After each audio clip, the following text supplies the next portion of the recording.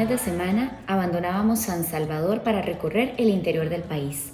Varias veces visitamos el Ilopango, un hermoso lago situado cerca de la capital, donde se alquilaban cabinas. De vez en cuando nos invitaban a ver las plantaciones de cabuya, en las que se producía fibra para hacer cuerda, como en la lucha. Pepe estaba particularmente interesado en estudiar los métodos de producción para ver si podía aprender algo nuevo, aplicable en Costa Rica. Tenía muy claro, desde luego, que había diferencias fundamentales, tanto en el clima como en el trato y la paga que recibían los trabajadores. Durante uno de aquellos fines de semana, llegamos a la finca de cabuya más grande del país. Pepe se bajó del auto y viendo en un grupo de andrajosos trabajadores parados junto a la cerca, se acercó para saludarlos mientras yo me aproximaba a saludar a los anfitriones. Comenzó a dar apretones de mano como se acostumbraba en Costa Rica. «Buenos días, ¿cómo están?». La reacción de los trabajadores fue la misma que mostraron las criadas en nuestra primera visita a una finca de café. Silencio de estupefacción ante ese saludo inicial. Luego una respuesta dada a tientas, sin saber qué decir. Pero Pepe no se arredraba. «¿Cómo va la cosecha de cabuya este año?». «La planta es más grande aquí que la nuestra, en Costa Rica». Tras una nueva vacilación, uno de los hombres se espantó las moscas del rostro y dijo: «Yo no sé nada de Costa Rica, ¿está cerca de aquí?». «Está hacia el sur, otro país, de ahí vengo yo». Se volvió y señaló hacia una alta planta de cabuya, cerca de una de las chozas en las que vivían los trabajadores. «¿Por qué es esa más grande que las otras?». Finalmente entraron en una conversación. Pepe los escuchaba atentamente y les hacía preguntas y les consultaba sobre los mejores métodos para obtener grandes cosechas. Antes de que se dieran cuenta de ello, se habían convertido en la misma clase de agricultores que, enfrentados a problemas similares, intentaban hallarles solución. Luego vino el anfitrión. Los llamó y Pepe tuvo que dejarlos. Recorrió de nuevo el círculo despidiéndose de cada uno con un apretón de manos. Se acercó al patrón, se excusó por hacerlo esperar, pero le explicó que le gustaba hablar directamente con los campesinos que trabajaban la tierra con sus propias manos, porque ellos son frecuentemente tan duchos en el conocimiento de su actividad que vale la pena escuchar sus opiniones. El anfitrión lo miró por un momento con curiosidad. Después de otra vacilación, señaló a los dos guardias que se hallaban apostados, uno a cada lado, con las consabidas ametralladoras a mano. Yo, sin estos dos amigos, por nada en el mundo me acercaría a menos de 20 metros de esos peones. Antes de que pudiera mover un dedo, me convertirían en carne molida con sus machetes.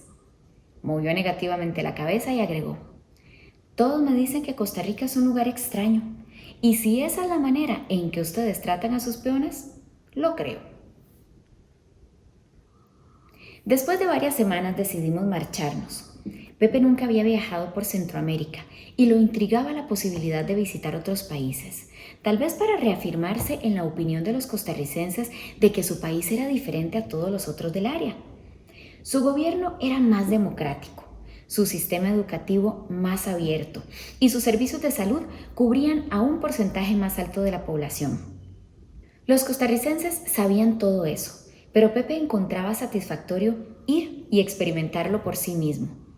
Aquel dulce sentimiento de superioridad ayudaría a aplacar la amargura del exilio. Volvamos a Guatemala. Como a cualquiera que viajase por Centroamérica, nos sorprendieron las diferencias entre los 5 pequeños países. Pese a que compartían lenguaje, religión, historia, composición racial y vínculos comunes con España, cada país era un pequeño mundo en sí. Lo había leído docenas de veces, pero participar en ello cotidianamente me marcó la mente de manera indeleble. De modo que siempre puse objeción a las declaraciones resonantes de aquellos extranjeros que presentaban a Latinoamérica como un sólido bloque de sociedades similares. Probablemente había más diferencias entre Argentina y Honduras que entre Francia y una de sus colonias africanas. Después del chamuscante calor de la planicie salvadoreña, nos instalamos en la frescura de la ciudad de Guatemala. capital del país situada a una altura de 3.000 pies. Sentí que podía respirar por vez primera, después de haber abandonado Costa Rica. Y el espectacular paisaje era un constante motivo de deleite, el más dramático de Centroamérica por ser el más quebrado y el más extraño. Los volcanes salpicaban el horizonte, como partes de una cadena de montañas que se levantaba por los cuatro costados. Poco a poco, durante mis visitas a las aldeas que resplandecían con los colores de las telas tejidas a mano por los indios, me fui familiarizando con los numerosos y verdeantes valles dormidos en las riberas de los ríos. La comida me resultaba más satisfactoria que la de Costa Rica, donde todo era demasiado blando para mi gusto. En Guatemala se empleaban más especias en casi todos los platos, y especialmente los frijoles negros, servidos en todas las comidas, incluso en el desayuno. Eran deliciosos. 3 o 4 días después de nuestra llegada, alquilamos un auto y salimos rumbo a Antigua, gran atracción turística. Antigua tenía la reputación de contar con una iglesia por cada día del año, con monasterios y conventos asociados a muchas de las casas de oración. Se conservaban documentos, informes, reportes y libros completos que detallaban la vida de la ciudad y de los clérigos durante el siglo XVI y XVII. Como se encontraron numerosos túneles que comunicaban los monasterios de monjes con los conventos de monjas, se creía comúnmente que los miembros de las órdenes religiosas se comportaban como lo hacen los seres humanos en todas partes. Incluso había pequeños cementerios en los terrenos de más de un convento, en los cuales habían sido enterrados niños. Todavía se podían ver los pequeños ataúdes, pero las autoridades de la iglesia raramente se referían a su contenido. 3 millas más allá, el último suburbio de la ciudad de Guatemala. El chofer detuvo el auto frente a una pequeña garita rayada en la que se alojaban 2 soldados. Llevaban uniformes arrugados, nada limpios y los pies descalzos. Pasándose las ramas de un brazo al otro, se aproximaron al auto. «Buenos días, señores. Por favor, los papeles». Les entregamos nuestros pasaportes, el mío, por supuesto, en inglés, que no podían leer.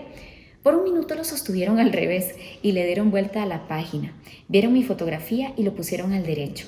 Mientras uno de los soldados examinaba nuestros documentos, el otro caminó hacia la parte trasera del vehículo, arrastrando su rifle de tal modo que la culata golpeaba continuamente el pavimento. «Por favor, señores, bájense».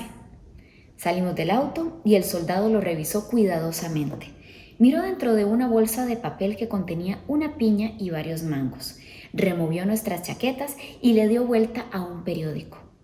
Si hubiera tenido motivo de sorpresa o aún de interés, nunca lo mostró en su rostro impasible, cenado y silencioso. La cajuela fue abierta. El primer soldado hurgó aquí y allá. Levantó la valija y desplazó la gata y la llanta de repuesto hacia un lado. Los 2 guardias se unieron luego al chofer con una charla que se prolongó por 1 minuto. Los 3 indígenas, difícilmente más altos que yo, cuadrados y de fuerte apariencia, y sus rostros oscuros y opacos nunca parecieron sonreír ni cambiar de expresión. «¿Qué será lo que buscan?», pregunté a Pepe. «Armas. Esta es una dictadura muy represiva. Matan a la gente en la calle y hay soldados en cada esquina». Lo más sorprendente en todos los que he visto es el aire oriental que tienen. Si no los oyera hablar español, creería que son chinos o coreanos.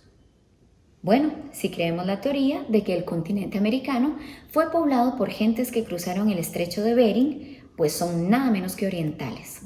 Ojalá tuviéramos más de ellos. Orientales, no necesariamente indios. Hasta donde he podido ver, los indios viven fuera de la economía. No producen nada ni consumen nada. Demasiado pobres, demasiado ignorantes y probablemente demasiado desnutridos para hacer nada que no sea exigir.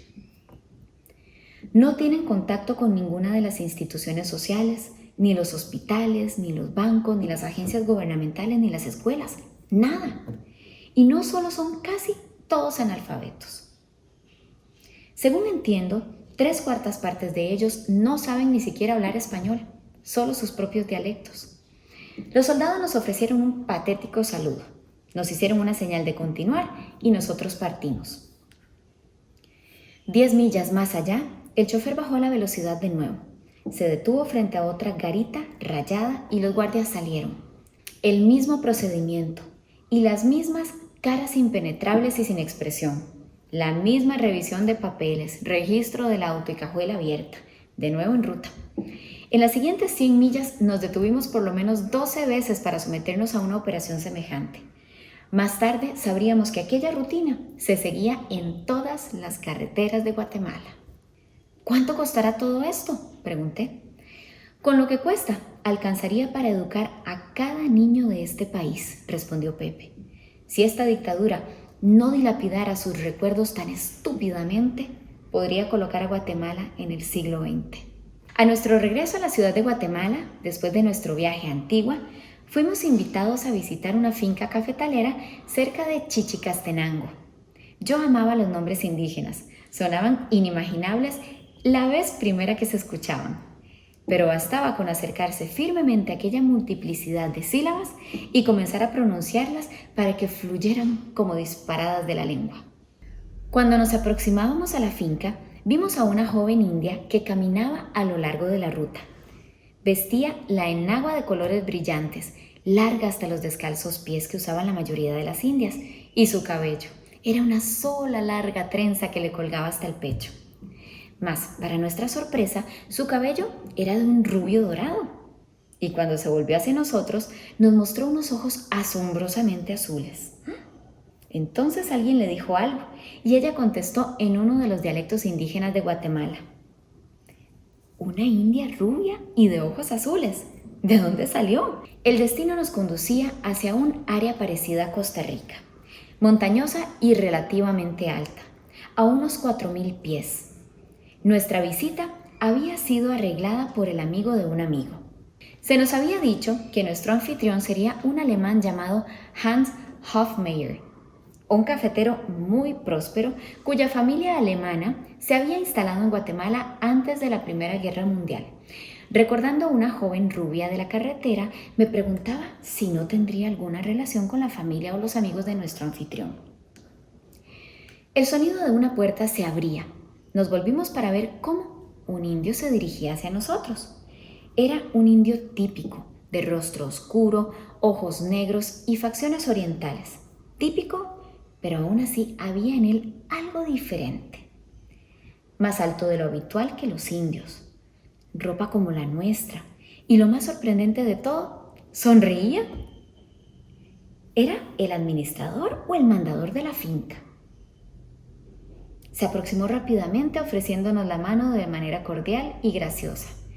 Bienvenidos a Guatemala. Entiendo que acaban de llegar. Yo soy Hans Hofmeier. Usted es don Hans. No podíamos ocultar nuestra sorpresa. Él se rió. Todo el mundo reacciona de la misma manera. ¿No creen que luzco como un alemán típico? Mi madre era de Heidelberg y yo fui a la universidad allá. Después de ordenar que nos sirvieran café, comenzó a describirnos aquella región de Guatemala. A principios de siglo se había producido un flujo de inmigrantes alemanes que adquirieron tierras e iniciaron la producción de café. Los alemanes son excelentes inmigrantes. Son por lo general diligentes y frugales, y a diferencia de los norteamericanos aprenden fácilmente el español. Aquí en Guatemala se unieron por matrimonio a las familias de los propietarios locales y criaron sus propios hijos. Después de una generación o dos, se convirtieron en ciudadanos guatemaltecos como nosotros. ¿Quiénes son los indios rubios que vimos en el camino?, preguntó Pepe.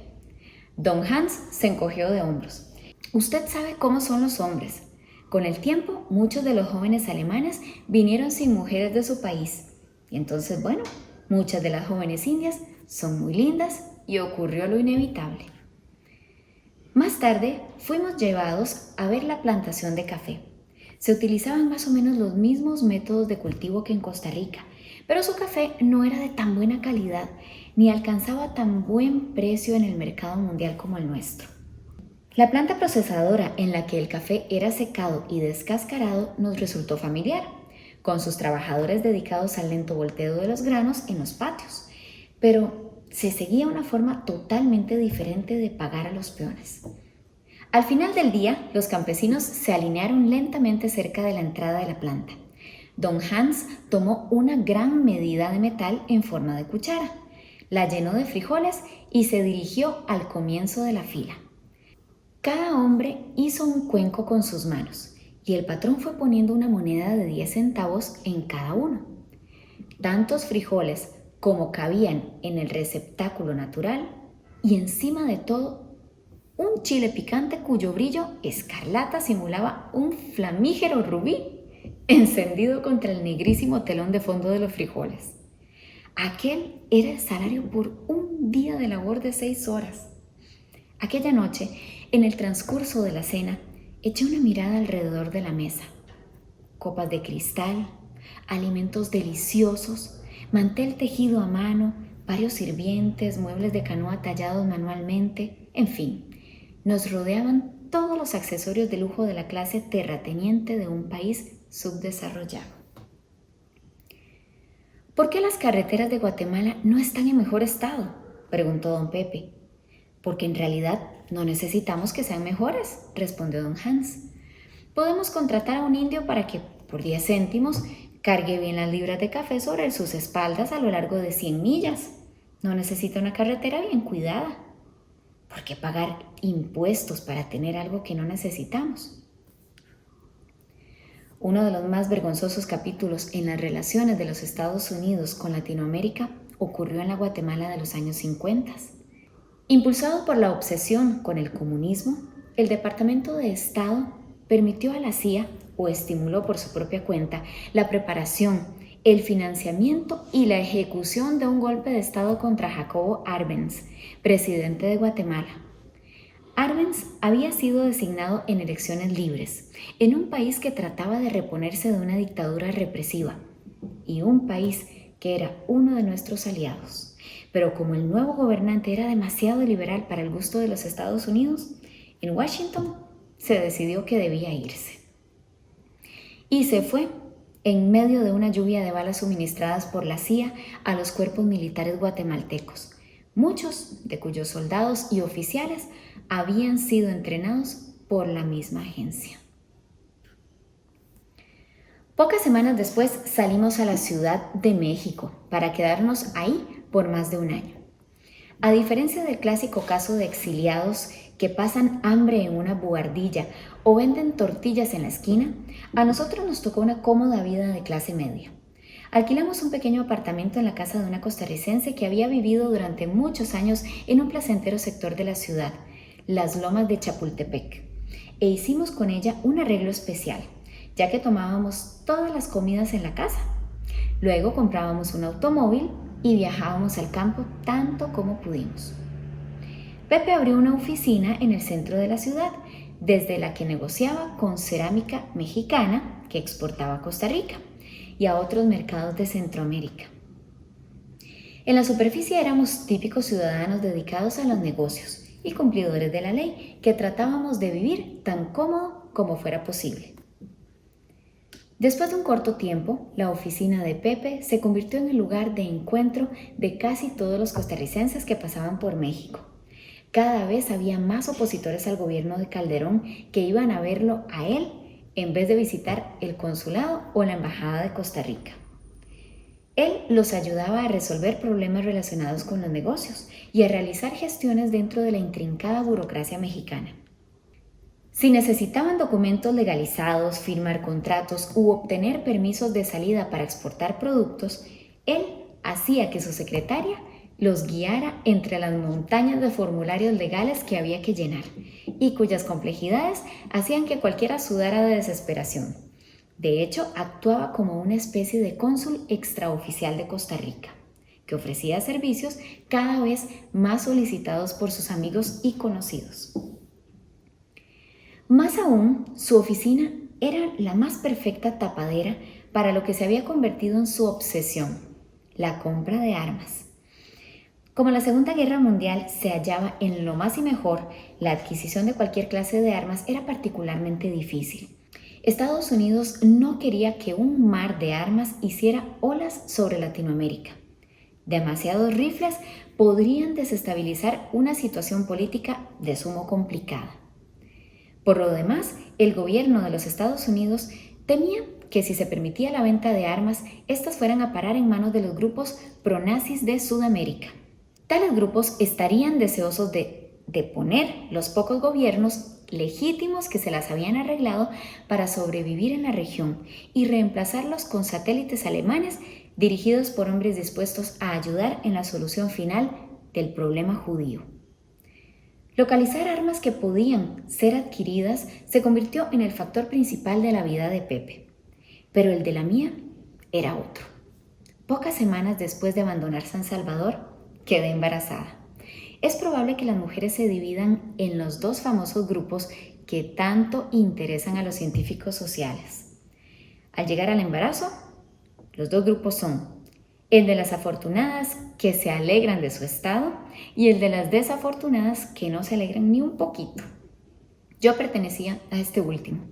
La idea de tener un hijo me producía un susto de muerte. No tenía la menor idea sobre cómo cuidarlo, con qué alimentarlo, o cómo atenderlo en una enfermedad o enfrentar cualquier otra complicación. Además me disgustaban los niños pequeños y resentía la esclavitud que un desvalido chiquillo impone a quien lo cuida. La dedicación de 24 horas diarias exigida por un pequeñuelo me pareció siempre intolerable. Sin embargo, Pepe, el menos doméstico de los hombres, estaba feliz. Hay un dicho en español según el cual todo hombre tiene que hacer 3 cosas en su vida: plantar un árbol, escribir un libro y tener un hijo. Yo he plantado una multitud de árboles en la lucha. Ahora voy a hacer la tercera cosa de la lista y el libro tendrá que esperar. Como era de esperar, asumió desde el principio que sería un niño y yo una niña. Nunca me preguntó qué sentía yo con respecto al niño y desde luego yo no le manifesté ninguna de mis preocupaciones. A él le habría parecido antinatural, casi hasta lo inmoral, que una mujer no quisiera tener un hijo. ¿Dónde crees que debe nacer el niño? Si yo soy estadounidense y vos costarricense, tenerlo en México me parece tonto. ¿Pero me dejará regresar el gobierno? Tiene que nacer en Costa Rica. Como Pepe lo veía todo a través del prisma político, nunca sabré en qué medida calculaba el efecto emocional que tendría sobre sus compatriotas el que su hijo naciera mientras él se hallaba en el exilio. Tal vez él mismo no se daba cuenta de la importancia que en su hijo fuera interno le atribuía al lugar de nacer de su futuro hijo. Como vos no sos tica, no creo que el gobierno se oponga a que regreses a San José. Lo vamos a averiguar mañana en la embajada. Conforme pasaban las semanas, nuestras vidas recorrían un doble sendero. Durante la mayor parte del día éramos el alma de la respetabilidad, el cuidadoso hombre de negocios interesado únicamente en la cerámica mexicana, su embarazada esposa en apariencia ajena a cualquier cosa que fuera el hogar, y unos cuantos amigos tranquilos que iban y venían sin ruido y sin disputas, corteses y lo suficientemente grises como para desaparecer en el telón de fondo. ¿Quién iba a sospechar que el hombre de negocios se pasaba cada hora del día tejiendo sus propios planes? Trabajaba compulsivamente estableciendo una nueva urdimbre de contactos que le permitirían encontrar a los vendedores de armas y saber quién vendía qué, dónde y a qué precio, cuándo se podía esperar el embarque, dónde se podían guardar las armas después de la compra y, lo más importante, cómo se podían enviar fuera del país sin que el gobierno mexicano ni la CIA se enteraran. Con el tiempo cada uno de esos problemas quedaba resuelto. Resultaba que los vendedores de armas y municiones eran numerosos, no tantos como ahora, pero eran muchos. Los precios eran altos o bajos, dependiendo de qué cantidad y con cuánta premura se necesitaba la mercancía. Si el comprador la necesitaba enseguida, los precios subían. Después de hecha la paga, las armas se escondían en almacenes hasta que llegaba el momento de cargarlas en camiones para que comenzaran el viaje hacia los barcos que las llevarían con destino a Puerto Limón de Costa Rica. Pepe había decidido que la manera más segura de sacarlas del país consistía en esconderlas dentro de cajones llenos de cerámica mexicana, que sería vendida en los mercados de Centroamérica, platos suficientes como para suplir a cada hombre, mujer y niño del istmo entero. Cuando cierta vez estábamos discutiendo, dijo casualmente: Ahora que sé cómo funciona, todo lo que tengo que hacer es conseguir el dinero. ¿Y por qué tenés que hacerlo vos? Porque nadie más lo hará. Ambos sabíamos que estaba en lo cierto. Nadie más tendría la dedicación ni la habilidad para llevar a cabo un proyecto tan lleno de dificultades que para cualquier otro significaría una derrota. De hecho, en la Costa Rica de aquella época, la idea no se le habría ocurrido a nadie más. Revolución, matar gente. ¿Dónde se conseguirían las armas? ¿Cómo organizar un ejército? ¿Cómo aprovisionarlo? ¿Cómo entrenarlo? ¿Cómo decidir qué objetivos atacar? Nadie más tenía las respuestas o la capacidad para lograrlas. En la Ciudad de México, en 1940, era un lugar fascinante, en el que resultaba agradable vivir. Todavía no era la ciudad más grande del mundo. No padecía la contaminación de hoy en día, ni los modernos embotellamientos del tránsito o la sofocante sobrepoblación. Para quienes formábamos parte de la clase media, con suficiente dinero y algo de tiempo libre, la ciudad ofrecía una gran variedad de oportunidades culturales. La pintura mexicana estaba llena de color y sentimiento, con Diego Rivera y sus maravillosos murales y muchos otros artistas asombrosamente creativos en todos los géneros. La música mexicana poseía el toque nostálgico de los paraísos perdidos, mezclado con los ritmos salvajes de los esclavos recién liberados. Y su arquitectura deparaba un sentimiento de grandeza, con sus edificios construidos en una escala monumental comparable con la de cualquier ciudad del mundo. Tal vez lo que más intrigaba era el sentido de la historia que el país transmitía, el enmarañamiento de numerosos linajes raciales, aztecas, españoles, chinos, americanos, hindúes de Calcuta y Nueva Delhi, mezcla de sangre de todos los países, venidos a través de los siglos a dejar cada una de ellas su huella en la cultura local. Pero México me parecía entonces, y me sigue pareciendo ahora, un país misterioso e impenetrable. La fuerte base india de la población se movía por caminos que resultaban incomprensibles para mí, al menos para mi mente anglosajona. Veía en el estoicismo de las masas, que parecían aceptar toda su miseria con silenciosa paciencia, una afrenta para mis actitudes estadounidenses de empuje y de seguridad en lo que podíamos hacer. Cuando me desplazaba por las autopistas y por los caminos secundarios, los veía ahí, sentados, inmóviles sobre el polvo, bajo un árbol, sin atreverse siquiera a alejar las moscas con la mano. A veces me sentía atacada por un sentimiento de rabia al verlos tan pasivos, al percatarme de que ninguna clase de rebelión había pasado nunca por sus mentes. ¿Por qué? Intelectualmente hablando, desde luego yo sabía por qué.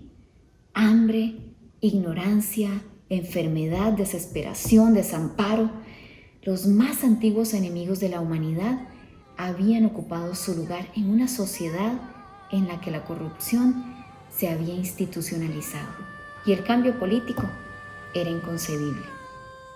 Aún así, yo deseaba que ellos trataran de escapar.